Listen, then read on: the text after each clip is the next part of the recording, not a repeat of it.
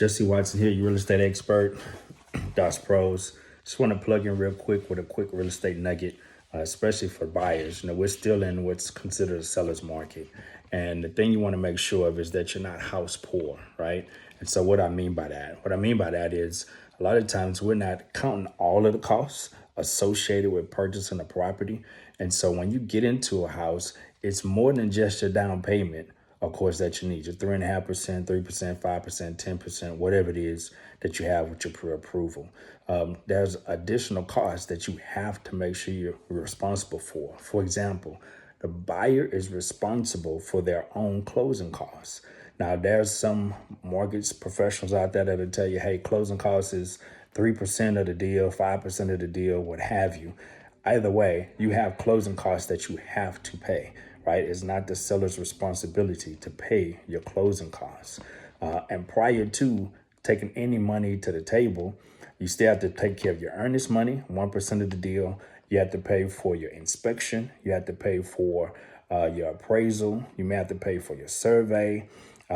There's a few things that got to come out of pocket. Your option fee, all those things have to be paid up front.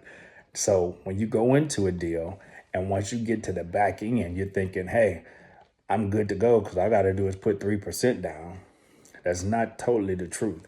So you always have to make sure that you account for your closing costs as well. And again, the buyer is responsible for the closing costs, not the seller. Understand this, affordability, right, is better than eligibility. You could be eligible to purchase a home. You just got to make sure you can afford it because you don't want to get in the home, spend all of your money, and then you're trying to figure out what to do. Mortgage folks also want to make sure that you have reserves because once you get in the house, they want to make sure you have some money in the bank to still make sure you can pay your bills and you're not draining your account. So keep that in mind.